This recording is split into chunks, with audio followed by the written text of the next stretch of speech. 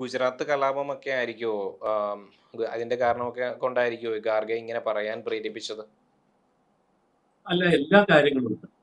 എല്ലാ കാര്യങ്ങളും. അതായത് കോൺഗ്രസിനെ മുന്നോട്ട് പോകാൻ കഴിയാത്ത വിധം ഇന്ത്യയിലെ ഓരോ സംസ്ഥാനത്തും അതിശക്തമായ രീതിയിൽ പാർട്ടിയെ കെട്ടിപ്പടുക്കുകയും ബി അധികാരത്തിൽ വന്ന സംസ്ഥാനങ്ങളിൽ കോൺഗ്രസിന് അവശേഷിക്കാൻ കഴിയാത്ത വിധം തുടച്ചു നീക്കപ്പെടുകയും ഒക്കെ ചെയ്ത സാഹചര്യം അത് അങ്ങേയറ്റം ഭീകരമാണ്.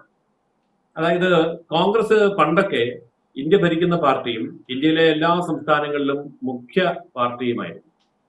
ഓരോ സംസ്ഥാനത്ത് ചെന്നാലും ഇപ്പൊ ഉദാഹരണം കേരളം എടുത്താൽ പോലും മുഖ്യമായ പാർട്ടി കോൺഗ്രസിന്റെ മുന്നണിയിൽ ധാരാളം ഘടകകക്ഷികൾ.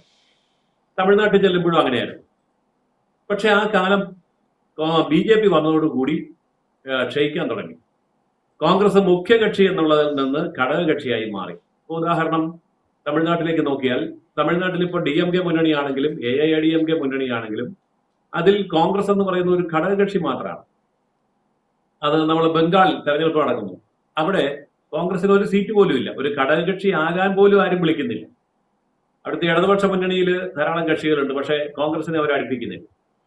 അങ്ങനെ നമ്മൾ മഹാരാഷ്ട്ര എടുത്തു നോക്കിയാലും എല്ലാ ഭാഗത്തും ഒരു കാലത്ത് കോൺഗ്രസ് അടക്കി വാണിരുന്ന പ്രദേശങ്ങളിലൊക്കെ ഇന്നിപ്പോൾ പ്രതിപക്ഷ നിരയിലെ ഒരു ഘടകകക്ഷി മാത്രമായി ചുരുങ്ങിപ്പോയിരിക്കുന്നു.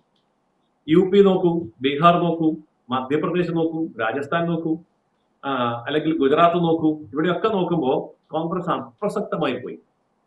അങ്ങനെയുള്ള ഒരു സാഹചര്യത്തിൽ ഭീകരമായ ഒരു രൂപമായിട്ട് മോദിയെ കാണുന്നതിൽ തെറ്റൊന്നുമില്ല.